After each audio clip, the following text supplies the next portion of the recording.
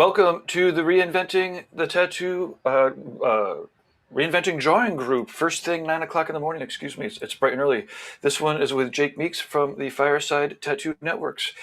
We are currently beaming out via the Reinventing the Tattoo app is the best place to catch us, or community.reinventingthetattoo.com will bring you to the web version. And let's see here. I want to make sure that it's going out through the YouTubes, which does look like it is. If you are watching, then please let us know in the chat room how it's working for you, if you're drawing, where you're beaming in from. And if you are looking to zoom in, we can't just let out the link to everybody, but if you go to the Reinventing the Tattoo app, here, let me show you. I'm going to share my screen and we can go through the app real quick. Oh, where are we here? Well, let's hope this is the right window. Survey says. Okay. So this is community.reinventing the tattoo. And on the events here, we see today's event. This is mislabeled, 8 a.m. Apologize about that. It is every Monday morning at 9 a.m. and we're now here. This is the link to watch the show, but if you're watching this, then you're already watching this. This is the link here that you're interested in, Artists Zoom In. Excuse me. If you do zoom in, just make sure you shut off the stream in the background so we don't end up with echo. Other events that we have coming up are as always, on Monday nights at 9 o'clock Eastern Standard Time, 9 p.m. Eastern. Guy Aitchison leads the subscribers through live group exercises. This one is Depth Strategies, Part 5, and Priority. The Reinventing subscribers have access to a whole back catalog of Monday night exercises. It's pretty amazing. We'll talk a little bit more about that later. Let's see, other upcoming events. Tuesdays at 10 o'clock, Paul building a tattoo machine, Paul Rogers style, with Tony Urbanic. He's building it with hand tools, and it's never too late to get the replay, even if you're watching this a decade, because this is the way they built it back in the day before lots of machinery, right? He's sitting there filing it away, and at least once a session, he's like, I can use the power tools, but this is about doing it by hand. So yeah, all it takes is for you to want to build a tattoo machine by hand. He gives you ingredients. It's out of control. Let's see, lines of influence from classic masterworks to modern tattooing. Gunnar and Guy Aitchison will have another art history discussion. And if you don't know Gunnar or his work, you are going to be excited. And if you do know his work, you're going to be excited. It's going to be awesome. This is Tuesday at 1 o'clock. Tune in for it live. We are also doing art jams and drawing groups in languages other than English. On Tuesday, on February 9th at 9 p.m. is Hablamos de Arte con Bruno. It's a whole mess of pretty awesome artists speaking Spanish. The lineup is behind, all of the details are behind these links here. World Tattoo Events is interviewing the Nepal Tattoo Convention's promoter at 10 o'clock on Wednesday. Alex Van Dutch is the World Tattoo Events mastermind, and he's got the most comprehensive tattoo convention website that exists. I tried to copy it like 10 years ago, and I got like 2 days in, and there was like no way I was able to possibly copy all that information over. And he was already doing it better. So worldtattooevents.com if you are interested in tattoo conventions. And as you can imagine, it's a pretty crazy time right now for tattoo conventions. Let's see, the first Wednesday of the month at 1 o'clock Eastern is the Art Jam in Italian with Stefano Fabriti and friends. We do have some conventions actually planned for the future. The International Brussels Tattoo Convention in November will be doing art jams and seminars, and it's going to be a pretty awesome lineup. If you are interested in any of these replays, if you're not catching this live, if you go to the library, videos, we also have inspiring art, past and there are all sorts of stuff to explore here, but if we're going to the library, videos, and then all of the shows I was talking about, you could find the replays. Today's show is the Reinventing Drawing Group. So we click in here and we have lists of all of these amazing shows. And they're actually all full of great stuff. If you're at a tattoo shop, put them on in the background, or put them on while you're tattooing. They're pretty cool. It's not the same. Great conversations, not the same music. Some sponsors real quick. It seems like this is working. I want to thank Inkjet Stencils for making this happen. All these Reinventing the Tattoo free videos are in part care of Inkjet Stencils. And if you're a tattooer, check it out. The Inkjet videos and free test info. There's a whole seminar here on how to treat your images, both either realistic style or more traditional style, and then instructions on how to get free inkjet stencil tests. Usually they'll be doing freebies at the tattoo conventions, but in the meantime, if you just click on these links, you can get to them, and then they'll send you out the stuff. And so I am going to hop into the background, and we have a whole mess of people here already, which is pretty great. But if you do have comments, questions, or inspirations, I do have a browser pulled up so I can share the screen. And if there's any lulls in the conversations, I could hop in with your questions and comments. In the background, take it away, Jake. Here, I'm going to. All right. Sweet. Hey, speaking of that, Inkjet, I've got an episode coming out Wednesday with Andre Malcolm, who's using Inkjet, partnered with Inkjet to build this like full size, like he's printing full back stencils on it. You've talked about it before, but I got him on the podcast, and it was cool because he was working on a back piece while we did the interview. So you got to kind of watch him work. He set up his camera where you can kind of see what he was doing at the same time as we were talking. Oh yeah. But it was cool. I mean, I have to edit it down. I've got a lot of editing to do today. Scott, our editor, chopped it down quite a bit. But, when you're tattooing and you're trying to answer questions, you end up umming and ahhing and forgetting what you're talking about a lot. So there was some of that.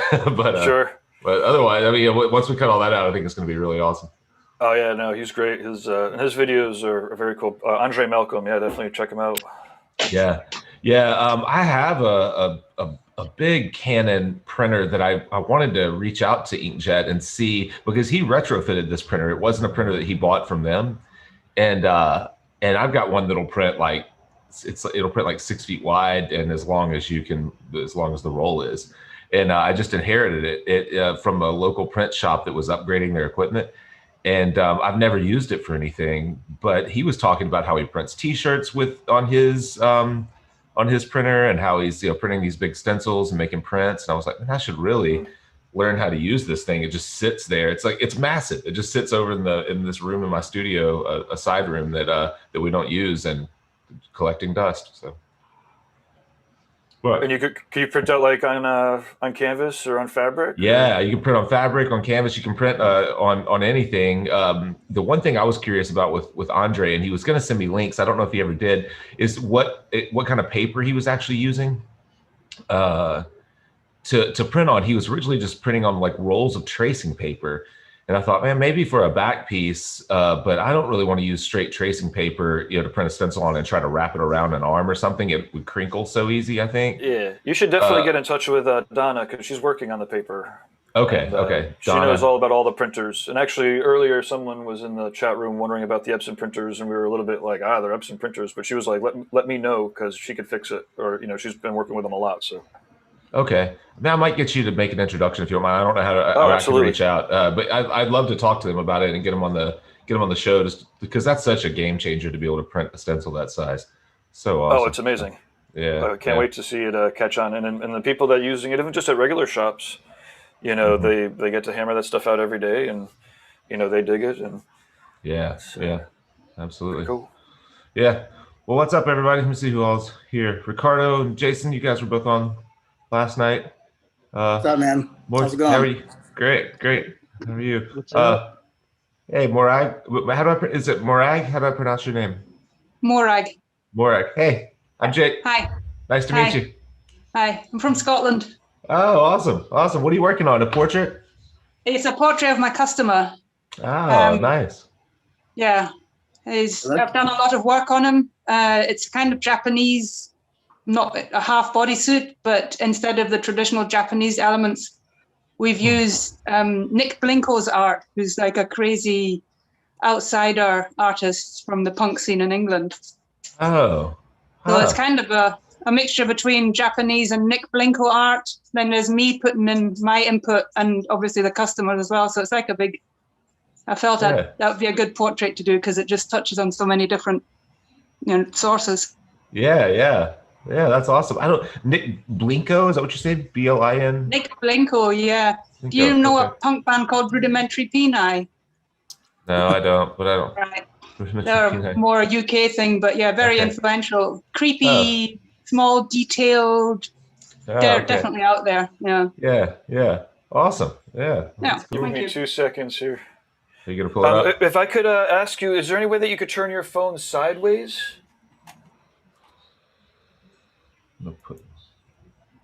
That way, if you turn your phone sideways, then the camera goes bigger. Who are you talking to? Me? Yeah. Are you on a? You're beaming in from a phone? Oh, yeah, perfect. That's great. All right. Painting looks great. Yeah, absolutely. All right. I don't know if I can. If it doesn't work, it's okay. Yeah. Yeah. Yeah, I kind of got it stuck in my lamp, so I don't know if I can do it this way around. No worries. All right, I'll turn it back again.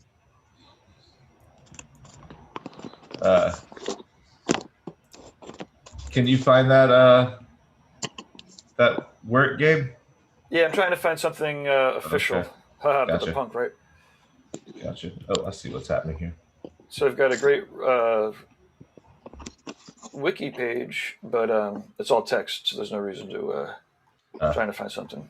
Yeah. Nick Blinko, lineup, okay. Art.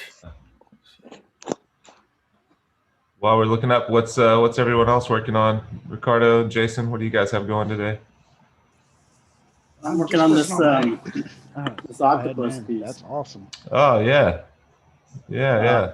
I looked at my notes yesterday. I was talking about the octopus. I think he wants the deep sea, the old antique deep sea diving helmet. Yeah. Tentacles and everything. So it'll be pretty fun. I think I'm gonna change up some of the tentacles down here to kind of reach down towards the forearm, the bottom of the forearm and stuff. But yeah. So the diving helmet will sit like up on the deltoid or something, or upper arm, and then it's going down. Right. Yeah. Right. You got it. Yep. I'd really like the tentacles to not take over everything, but I want them to be, the main extension part of it, like the main bulk of the image. Yeah.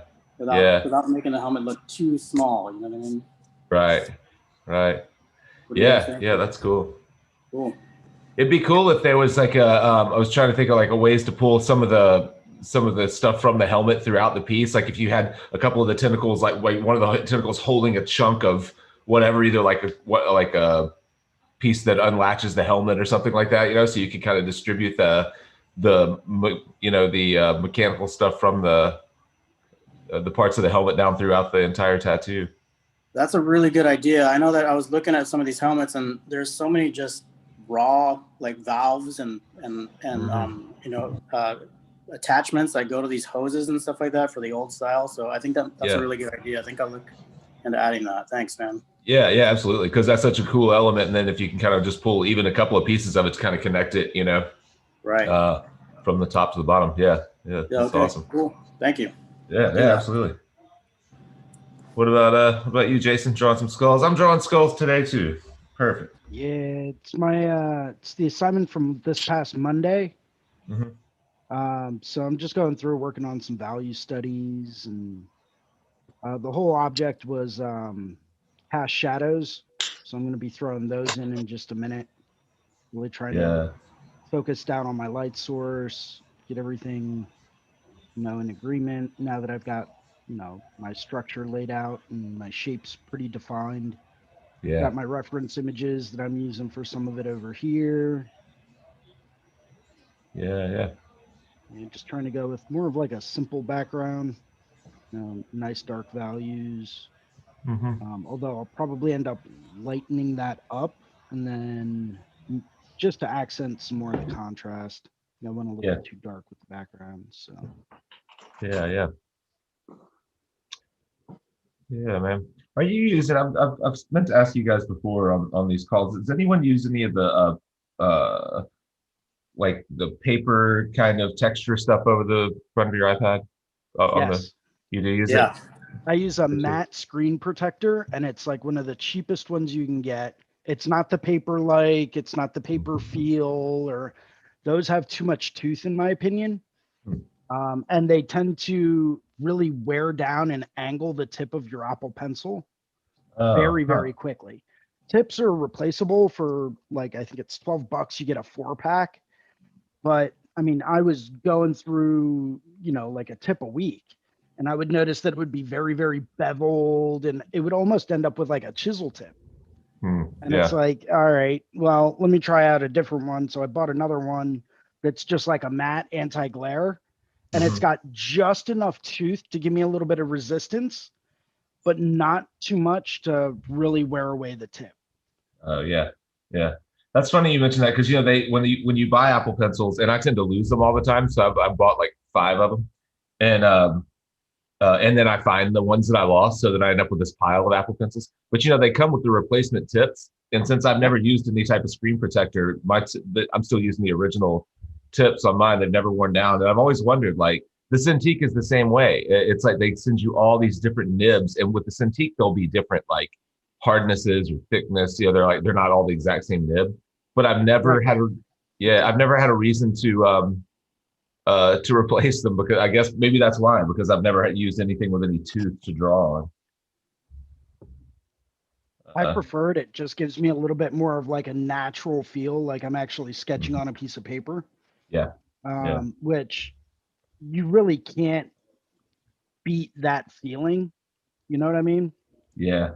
Like I still prefer to sketch on paper, but the efficiency of working on an iPad is, light years ahead of sketching on, heavyweight drawing paper or sketch paper or even tracing paper. Yeah. But I'm also of the mindset that if you can't do it on paper, you shouldn't be doing it on the iPad. Right. It's just kind of like my old school kind of, mentality. Yeah. Yeah. Hey, real quick, Jake, do you want to walk us through what you're working on here? It looks pretty sick. Oh, yeah. So this is existing. It's a cover up that let me see if I can remove the my drawing from it. Let's see which one is which here. Okay, so yeah, so it's you can see what was exist. Do I have this in frame? Okay, so the upper part, I've got it dropped way back in opacity, but it gives you the idea. I adjusted the layer so I could draw on top of it. But in the eye socket was like a tribal kind of sun or something like that. So I had kind of just hand drawn this like kind of skull with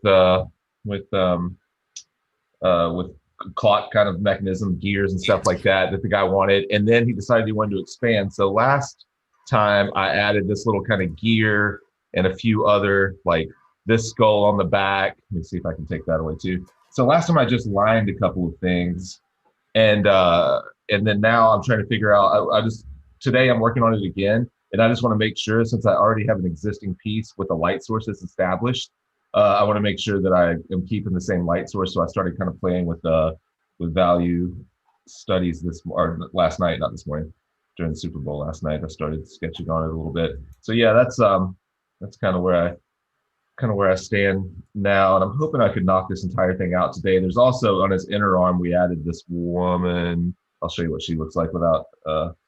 Let's see, where's her layer? I got to start naming layers. I got a real problem with that. I grouped her. Let's see. There we go. Yeah, so with her, I just kind of, you can get an idea. That's all. That's where she actually stands right now. And then I was trying to figure out how I was going to shade her out. She's kind of this, who I was thinking of whenever I laid her out. I used one of those. Pull this up. Let's see. Where is it? Man, what is this? Does anyone have this app on where you can make these people? Have you seen this? It's called Handy, I think. You guys have the Handy app? You have it? Yeah, dude. It's cool, man. I mean, it doesn't do a lot of stuff. The reference is limited, but for whatever it costs, it's like $6 or something like that. This is it, Handy. I've got every app like that you can imagine. Do you? Yeah. There's a little bit of a better one called Face Model. Oh, really? Face Model. Yeah. Okay. Okay, I'll check that out. I need to write that down. Yeah, I need to search more of these. This one, it's a little bit limited, but so you have more options in Face Model? Oh yeah, dude, you can set the angle, whichever angle you want, Oh male, yeah. female, light source. So you can You do can that on adjust this one each individual. too. You But can do every individual like aspect of it. So you can, okay, yeah, yeah. That's what shrink this the doesn't have that. eyes, make them super huge bug Mm-hmm, eyes. You can mm-hmm. adjust the height. You can go through and make them more like an alien if you want to. Yeah. Oh shit. Yeah, Okay. you can do some pretty crazy stuff. But the thing I really like about it is the lights. Yeah. That's So the if thing you're with Handy too. Can you change the color of the lights and stuff like that? So you can do like a warm light under a foreground and like a cool light in the background, like a secondary light and stuff. You can't do that, but you can adjust the angle Yeah. all the way around Yeah. 360 degrees to get just the perfect light source to match whatever it is you're trying to do. Yeah. That's super cool. I guess if Man, you had that, then you could just throw it into Procreate and mess around with the curves and the Mhm. burns Exactly. and stuff like that. You Yeah. could even do a layer over top of it and just set that to adjust like the lighter tone or adjust the color Right. tone.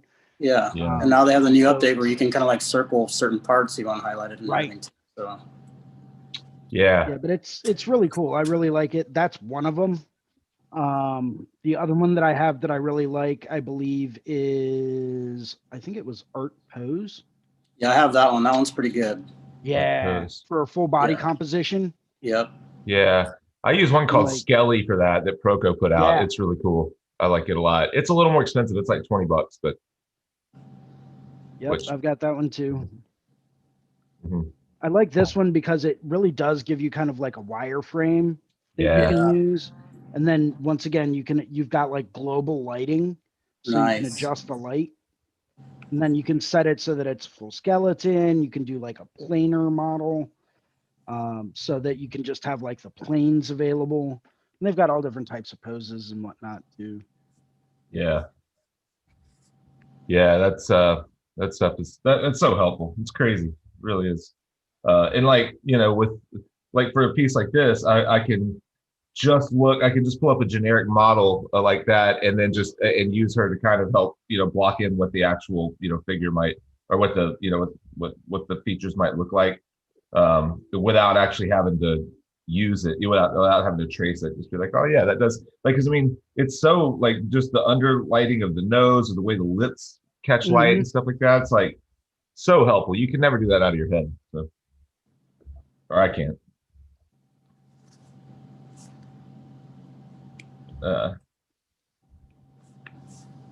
Morag, do you draw digitally, or do you just do you work mainly with traditional medium? I've just got into Procreate. My apprentice came along with it and I was pretty impressed. So I've been paper and freehand artist mostly. So this is kind of new to me, but I'm listening. This is very interesting to me, what you're saying.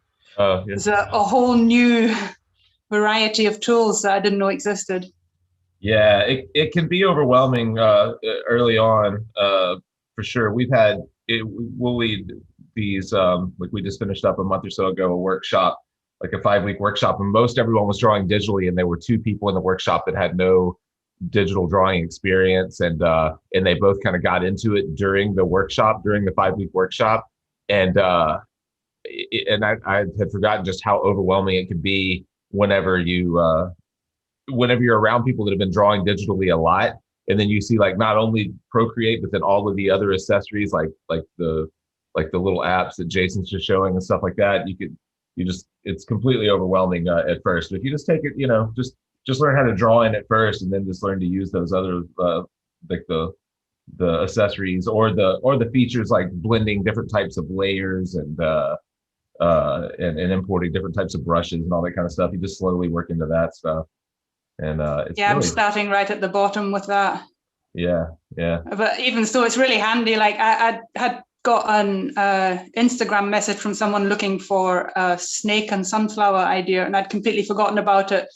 And she reminded me again, so I really had to pull it out my ass in like a couple of minutes, and that's where it came in really super handy. You could just copy and paste and throw it together, and it looked like something I'd worked on for quite a while. So that was pretty cool. Yeah, it's really nice. And now with a lot of the brush sets, there are several companies doing it, but one that we work with is Tattoo Smart and Russ Abbott, and he has, snake tools and stamp sets that are basically like digital flash, but you can like drop a piece of digital flash basically on your canvas and then manipulate it however you want, drop the opacity and draw on top of it, or kind of make it your own, stretch it and warp it and all of that. And so it like building compositions becomes almost effortless. You can test out a dozen different things. Yeah, there you go. You can test out a dozen different ideas, in an hour. It's really, it's just completely changed the way that I build compositions. Yeah, it's amazing. Yeah, It's entirely changed the way tattoos look too. I think they're evolving quite a bit, like fast. With the advent of like the Procreate app being kind of incorporated into the design element and stuff. It's pretty awesome. Yeah, absolutely.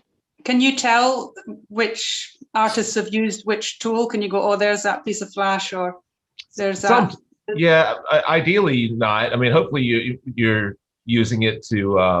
I mean, I don't guess there's anything wrong with just copying a piece of this flash and doing the tattoo, but I don't use it that way. I try to use it as reference and then draw from it or sketch on top of it or whatever and kind of make it my own and combine them. I rarely am dropping a single brush stroke or a single stamp and just using that. It's like, multiple stamps from different brush sets that I'm kind of combining to create a layout. And then I drop the opacity of them down and then I use them as kind of a template to draw on top of, so that I'm kind of using my own marks rather than just I think that this skull that's on the top of mine, that is one of the stamps he has from Tattoo Smart, and I used it to just kind of draw this. So right. They're kind of, what I mean. I set it right there and then drew it from that without actually tracing it. I prefer to do that. It keeps me a little bit. I don't know. It makes the drawing more my own, and it keeps my eyes sharper. I get bored just tracing stuff out, and then I'm trying to like make my drawing look like the reference, and I don't enjoy that. I just don't like it during the tattoo process. If I'm stuck to a piece of reference, then I find myself staring back at my reference all the time, and I don't enjoy the tattoo very much. Yeah, that makes sense. Yeah. Most of what I do is freehand and Japanese, so I don't actually do many drawings for customers, especially not in advance, but it's been helpful just for little disposable sketches if I want to try something new and if you want to, incorporate other ideas. And it's not something that's going to stand alone as a piece of art afterwards. It's just, it would have gone in the bin anyway. For that, I find the Procreate and all the tools really useful. Yeah, absolutely. But see, something like this, I wouldn't waste my time doing that on Procreate, like the hours and hours that go into it, and then not have a tangible thing, if you know what I mean. I can't quite wrap my head around yet. I feel it needs to have an intrinsic value. Yeah, I agree. I've even tried with blocking in underpaintings or just a lot of times I'll take a more kind of traditional approach to painting where I block everything in using like an umber and an ultramarine blue and just make and just do a monochrome kind of underpainting.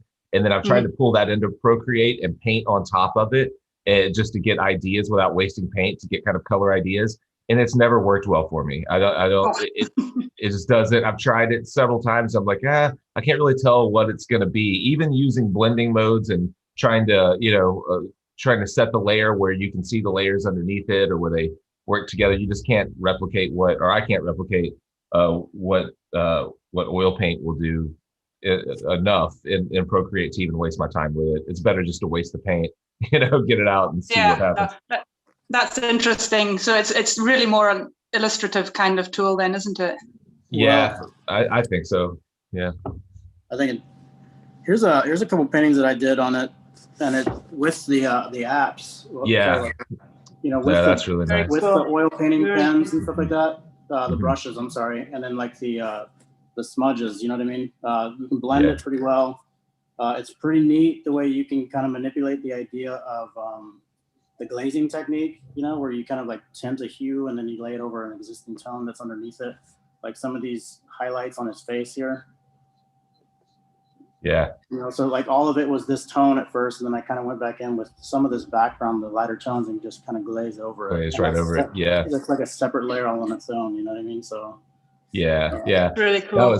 That's what I was about to say there. I was saying it's more of an illustrative kind of tool for me, but there are digital painters who you would literally just never be able to tell the difference, just like that. Never tell the difference. You could post that and everyone would believe that it was a physical painting. Yeah. Right. Yeah. But looking at it right now, all I saw were all the little flecks that are on the screen. You got to really clean your screen, man. Is it the camera or is it the iPad? No. I think it was on the iPad. I don't know. Okay, let me see if I can. I'm fucking around. Oh, okay. What were you watching I was obsessing earlier? over all the shit on my monitors yesterday. So Another one. oh, yeah, cool. Yeah, that's awesome. Yeah, so. Hold on, let me spotlight. Yeah, that's great. But I agree with you though, man. There's something tangible about like getting your hands dirty, messing with the brushes. You know what I mean? Like putting the paint on the canvas and stuff like that.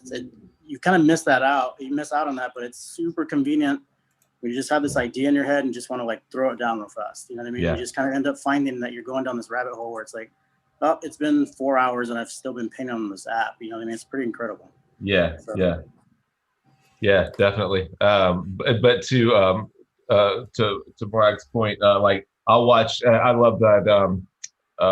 Andy Chambers introduced me to Peter Moorbacher, so I've been watching him paint on his YouTube videos, and he'll be into a digital painting for like 30, 40, 50 hours in a digital painting, and I'm just like, man, but it's still just a file. Like if you print it, it's just a print. Yeah. That's the kind of point. I mean, this painting is going to be hanging in the studio, and it will then be a kind of a talking point, hopefully, anyway, because it's an object that's not on someone's computer. So that's very cool. Yeah, he does all this stuff in Photoshop, and it's like it's really crazy to watch him put it all together. But there's so many hours that go into some of these things. It's I'm just like, man, it's still. I had an apprentice type tell me that there was no soul in digital, and it was like, well, digital's a tool, it's definitely there's an intangibility to it, but certainly people, was it Spectrum magazine or Spectrum, Yes. the book that comes out every year? Yeah. It's like, you can't look through that and tell me you can't put a lot of soul in fucking digital. Oh, shit. Yeah. Yeah, absolutely. I mean, yeah, look at some of these, these characters right here. I mean, they're absolutely incredible. And so, I mean, like the atmosphere and like and the thing is if you ever watch, he'll do some long YouTube, not tutorials. It's just watching him, kind of what we're doing right now. But he just is using like a round brush and the eyedropper tool, and he just like blends back and forth. He has no like tool kit. It's just that you would think he had all like. Everyone's always asking like his color palette and his whatever, the brushes that he's using. And he's like, man, I just use like the soft round brush or the medium round and the eyedropper tool. So I'm always just grabbing a color that's nearby and blending it into the area that I'm working on and just pushing edges back and forth. One thing I did see him do that I thought was pretty cool, I'd like to try in tattooing is, Jason, you might be able to explain this better than me. He pulls in the, he'll do a blend. What do you call the adjustment layers? He'll use like a color blend adjustment layer to drop over his black and gray drawing. And he'll just play with like one end of the spectrum will be purple and the other end will be yellow. And he'll drop those in and kind of pull the adjustment layer around and let it create its own kind of color composition. Yep. And then he'll use that as a starting point to work off of. And what he was saying in one interview I was listening to, he was like, I just go for like the craziest, like most unlikely kind of color combinations that I can. And then I'll try to like salvage them, try to pull them back. And he's like, and that's where some of the most interesting color like palettes come from in these pieces. It's just getting it so far out of hand that like he's struggling to bring it back to something that's believable, and he ends up with a lot of really interesting stuff happening. He's That would be what it's perfect for, yes. Because you're not committed, you can just, erase it. Right. Like here, I've got this issue with the far eye, which is always my problem. And I'm going over it and over, and it's acrylics I'm using. it's starting to look a little bit crap, you know, so I'm having to be really careful. You can't just keep noodling here like you probably can with Procreate. I think that's one of the things that I found interesting about it is like, I don't use those. I don't print them. I usually just keep them for my studies. You know, it's like that impermanence of it makes it more applicable whenever you go to paint on the actual canvas. It's like you're kind of working some of the kinks out, you know, like, right. Yeah, exactly. How does this technique work? How can I practice a technique that I'm reading about or I've heard about? You know, I mean, that's kind of what I like to use it for more than anything else. Yeah. So, yeah. That's exactly what I use it for. I do all of my digital art, like all of my fine in-person art mock-ups and all of my studies, my color palettes. You know, I've got like a whole folder of stuff that I've just been doing. Where is it? Where's it? All right. So this is one that I actually ended up doing by hand. Don't know how well you guys can see it, but it's just like this mean looking Daruma, you know, that I just wanted to play around with and get an idea for switching up different color palettes and like, okay, I've got, you know, a couple of different gold layers. I've got some reference images, some other reference color palette images. And it's like, okay, well, I can take away each individual layer so that you can see the undertones, you know, but then I took this, drew the line work for it, printed it out to size, did a transfer onto paper, and then painted it using Doc Martens Spectralite watercolors, and which is like a liquid acrylic. Highly recommend them, by the way, if you guys like working with more thin aqueous media. A permanent acrylic paint, but it's super fluid and super vibrant and just blends super easy, just like watercolor, but it's got the permanence of acrylic. So you can do layer over layer over layer. You know, if you were to do like your black, you know, your black tattoo shading, and then you were to go over that with like a green wash or purple wash or whatever. So you can mimic kind of your tattoo process as you're going through. They've got an opaque white, which works great as you were going to go back through during a tattoo and do your white highlights. You know, adding in a couple of little accents of that here or there can really just bring it out. But I almost exclusively work on paper. Never really been a huge fan of canvas. I'll stretch my paper out like it's canvas. So I'll soak it and then stretch it on stretcher bars so that way I don't get any warping in the paper as I go through and do large areas of wash. But I do all of my layout, all of my design concepts, everything like that for actual paintings on here, and then just print them out to size. So that's Jason, do you print your lines out and then paint on top of that? So I'll print my lines out, and then I've got like a whole process set up where I'll print that out in tiles and then tape that all together so that I have like the exact full size version. I'll throw that on top of a light box with watercolor paper over top of that, hand draw my lines for a transfer, and then I'll paint right over top of that. Get you. That's interesting. Yeah. I mean, I have a nice large format printer now, so I could technically just print right out on top of the watercolor paper. But I have a little bit of worry about doing a heavy wash next to that and how that's going to look. Yeah. And whether or not I'm doing, you know, a nice heavy wash and then with the inkjet coating, which you kind of need to have on top of watercolor paper for it to stick. If I'm going through and doing a heavy wash, how is that going to react with that? Yeah. You know, so I just prefer to do it by hand, save myself the time in the paper and just do it that way. Yeah. Interesting. Yeah. Yeah. Do you ever work on gesso board or anything like that? Is it the tooth of the canvas you don't like, or is it just the? No, generally speaking, so I'll go. It's not the tooth. I actually really enjoy the tooth of working on canvas, and I've worked on gesso board before. It's more so just the medium. I like being able to really control where my paint goes with my.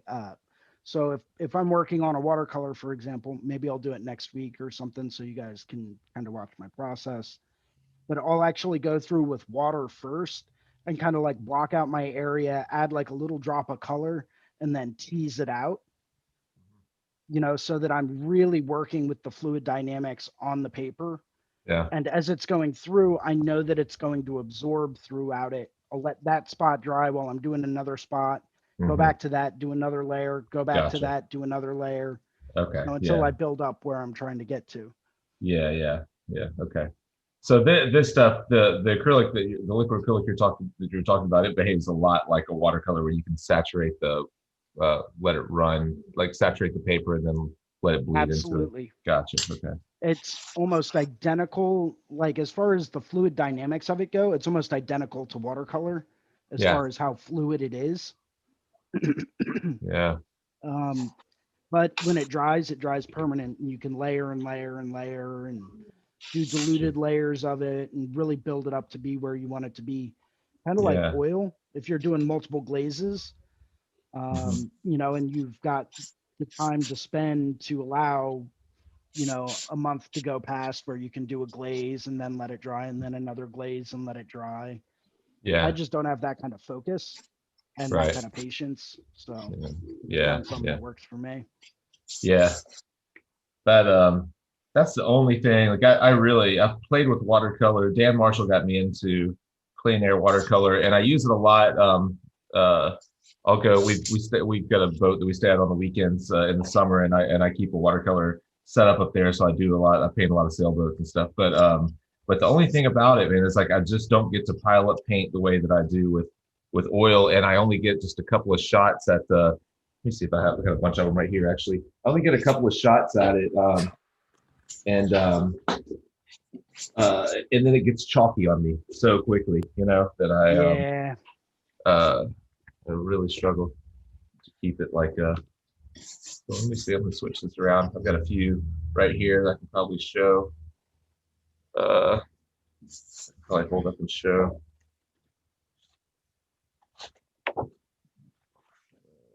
I do a lot of like quick little like thumbnail kind of, can't see that at all.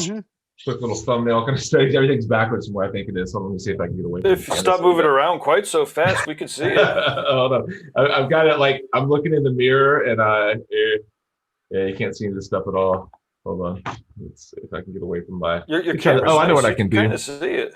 I can turn my light down there. Maybe that'll help. There you go. There we go. So that's kind of stuff from my lake, just like simple. This one isn't for the lake, but it's from, let's say it that way. There we go. Those are cool. Yeah, thanks. But they get super chalky on me, like super fast. Let's say it. There you go.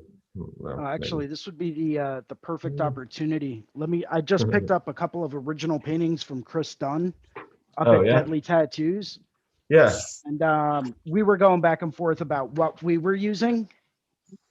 Yeah. And let me go grab those real quick.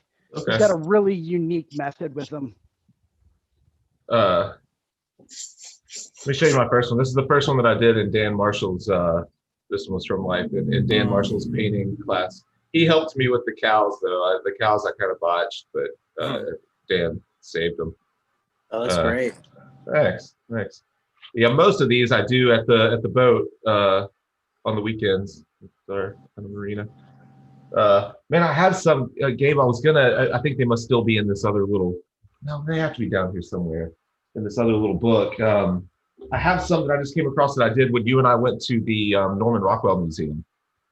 Oh, hell yeah. Yeah. That's an amazing field trip. Yeah. So we'll bring people through New England again every October again. Yeah. This one this is an example of ones that get chalky on me. Can you tell how? Now I can't see what I'm doing. There we go. I need to set my camera where it actually does what I do instead of mirroring me. But see how it gets chalky, like almost. That's the problem that I have with them. This one just got too heavy, too chunky. This one did too. You can't tell as much on that one, but it did. It gets chalky. That's the problem that I have with these. But I do, man. They take me like 20 minutes, so I do a ton of them. I've got just piles of these things, but I just still I can't get away from. I just can't find the happy medium of getting it where it needs to be, like hitting the the temperature and the opacity just right and without overworking it. They're so easy to overwork. Yeah. Is that what you mean by chalky? Just overworked? Yeah. They just get overworked. Like you don't get very many shots, and then it just turns into like, yeah, it's just chalky. It just gets like flat and uninteresting and heavy, and you lose all the light that I think watercolor kind of depends on. Well, that comes down to the nature of watercolor and working on paper. This is one of the originals by Chris Dunn. Oh yeah. I know the white balance is like way off on it. Can't really see like the true contrast in it, but yeah, that's nice. I love those leaves and the texture. So the nature of watercolor relies on the white paper background to create the luminance and the lighter tones that you see. That's why, you'll see guys working in like very, very light washes at first, and they'll go through and, it all of those super light tones that you see, that's all just the paper shining through. The heavier and more opaque you try to work with watercolor, the more chalky it's going to get, because you're not really allowing that light to come through. Yeah. So you really kind of have to, be conscious of that as you're doing it and really build your layer to that kind of a specific point. Yeah. You really have to you have to have it planned out in the front end. Your drawing needs to be right on the front end, and you need to Dan has Gabe, can you pull up any of Dan's? Can you pull up his page? He's got a great process for plein air where he just talks about using the bead. He starts from the top of the background and like does like pulls a stroke across, and you create kind of a bead, and then he guides. Yeah, these are see how like open and airy and like nice they are. He uses the bead of water and pigment, and kind of like controls it from the top to the bottom of the page as he goes, and then he lets it dry. He's got this cool little like clock. This little, it looks like a clock, and it uses the wetness of the paper and the wateriness of the pigment in combination to show different effects that you get. Like, so he has like the two hands of the clock that show you how the two things work together.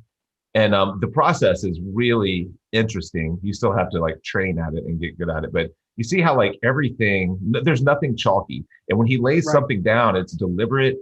And it, like, to your point, like the light still comes through it where it needs to.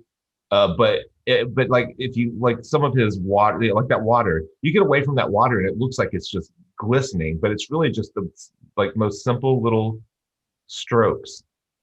Man, it really, there's something special about people who are at this level of watercolor. And to watch it happen is, you watch someone do it and you're just like, holy crap, it's like watching a magic trick. To get the nail on the head, you have to be very definitive and very precise about, very decisive. In other words, you need to know that when you put that down, that's where it's going to be. Right.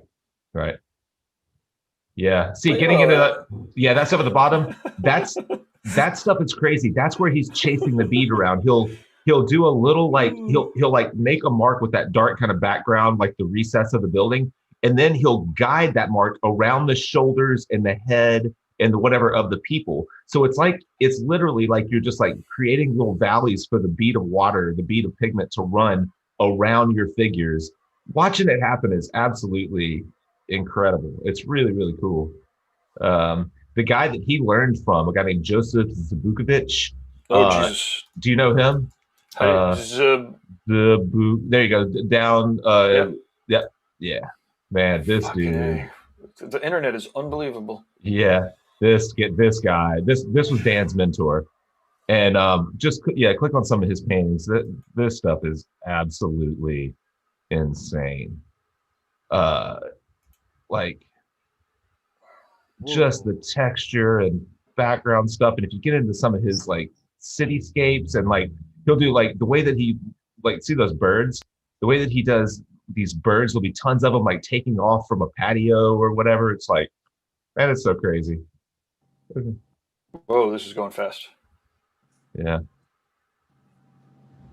That's watercolor, huh? Yeah, it's all watercolor. Wow. Yeah, this guy is nuts. He's got a great Instagram. If you guys don't follow him, you should. I think it's just that. It's just his name, I'm sure. I want to find some of Dan's Venice. Oh yeah, that's where I met him Oh. actually. The Venetian Gathering, or Yeah, at the Venetian Gathering. That's the first time I ever met him. We podcasted there, and then he's come to Memphis and he came and stayed at my place for about a week. We did a 3-day painting workshop, and then he just hung out for several days, either before or after. Sweet. Yeah, He's awesome. He's a real good guy too. yeah, great guy, great, a really good Obviously. tattooer too. People don't, yeah, he's kind of been forgotten as a tattooer, but he in the '90s he was. Oh yeah, and I got one of these too. He's building the paint boxes. The field gear boxes. I think it was like around $500, but it's really nice. I would show it to you, but it's at the boat. I keep it up there. Oh, cool. This one was only 200. Oh, huh. Might That have been must a be a couple different years stuff, ago. or maybe he just overcharged me. Could have been a couple years ago, different set. Yeah, yeah. Mine isn't like that. Mine has everything slides out from the it. It's a different design. Mine, it slides out from the side. Yeah, I don't know where that Venice. I thought he had a whole Venetian page on his website, but maybe not. Oh, maybe. Yeah.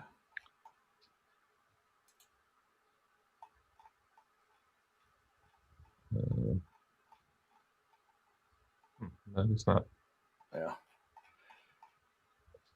I have several of his. They're hanging on the wall. Oh, I'll show you this one. I love this one. Hold on one second. Let me get my.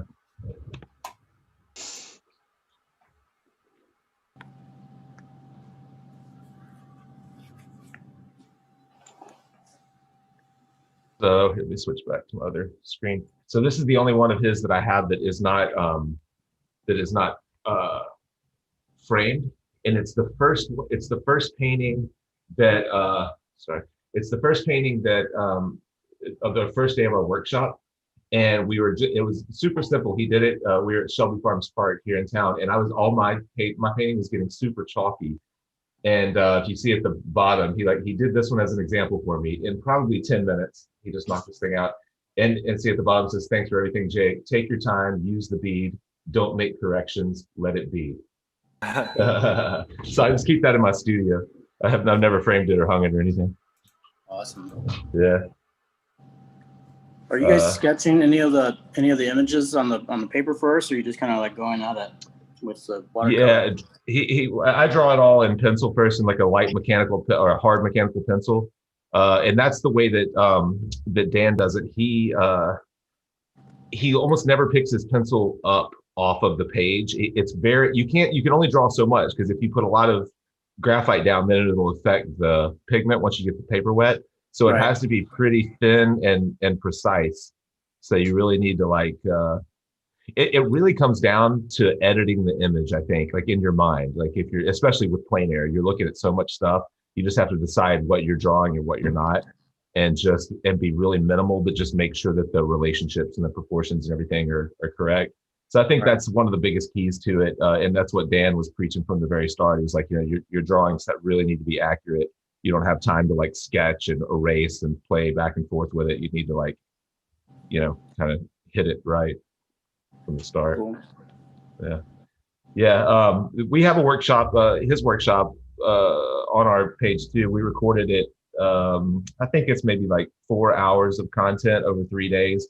I really edited it way down. It was out in the field, so days were windy and all that. So I kind of struggled to get everything that he did, because some of our audio and video equipment at that point wasn't the best, and so a lot of his instruction was like overtaken by wind noise. But still, that workshop is good. I really like it. You can definitely get an idea of that, how he uses the bead and controls the pigment from the top of the page to the bottom, and lets it dry and then layers over it. Right, I'm gonna have to leave yous. Yeah, I think I'm not far behind you. I need to be out here at 9. What time is it now?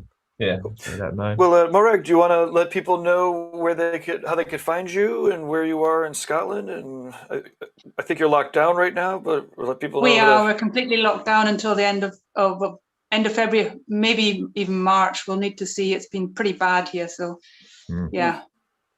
I'm in between Edinburgh and Glasgow, but I work in Edinburgh and in Glasgow, but I live rurally, kind of in the middle. Awesome.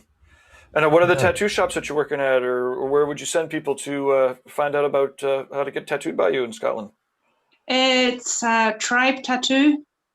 And so we've got a studio in Edinburgh and in Glasgow, and I've got one here, a private one in the house. We were on social media, usually just Tribe Tattoo, or I've got a WordPress blog. It's Morag Sangster at wordpress.com. Yeah. Awesome. Anyone that gets to travel anytime soon, it'd be great to see you.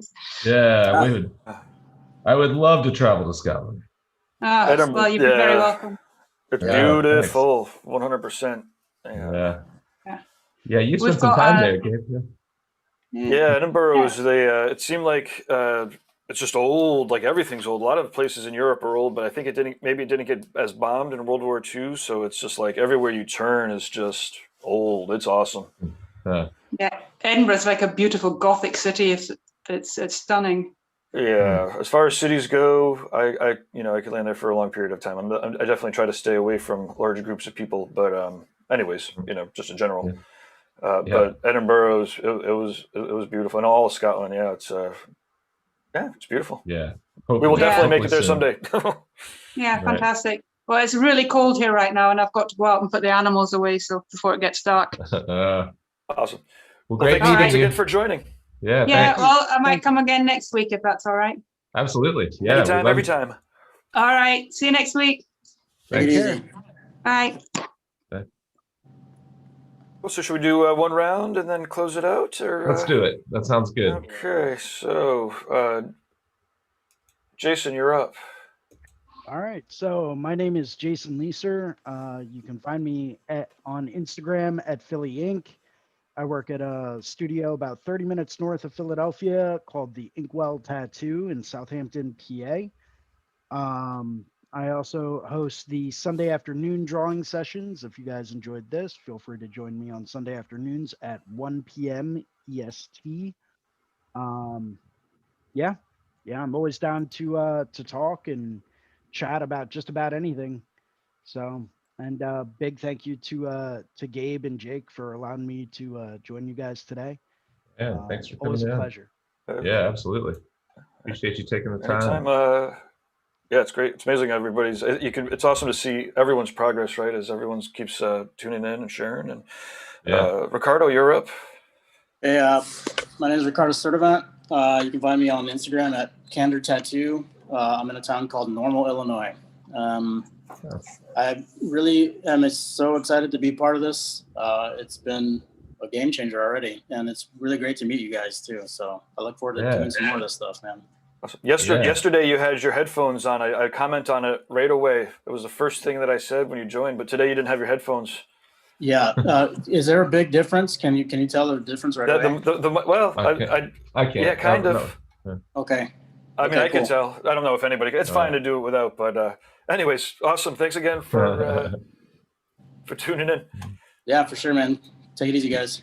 Yeah. Thanks for being a part of it. That was awesome. And I hope you get to, this one is an actual tattoo, right? This is for a tattoo. And the one yesterday was just a concept. Yeah, I'm gonna finish both of them up. I'll try to, I don't know if you guys want me to send this over your way or just put it on the platform. Yeah, if you upload it to the app or the community. I don't know if you're on you're on the mobile version or. Yeah, mobile version. Yeah. Uploading stuff there is it works. Yeah. I mean, obviously Instagram it out, and if anybody's ever Instagramming any of this, then using the hashtag Reinventing Drawing Group. And I don't know. Do you have a Fireside Tattoo Network hashtag or? Yeah, you can just any of that. Fireside Tattoo Network. All of it are hashtags that we've used. So they're like, I don't know which one gets the most use, but all of those. Yeah, if you tag any of those, we'll see it. I'd love to keep up with what everyone's working on. We talked about that before. on the morning drawing groups. It's like we're all working on something, and then by the next week, it's kind of like we don't see it again, so we never know what actually happens with it. Everything that I'm working on ends up being tattoos, so eventually you see them. But I'm not great about posting all of my tattoos, so we need to. Likewise. Yeah, need to be Nice. better Well, about.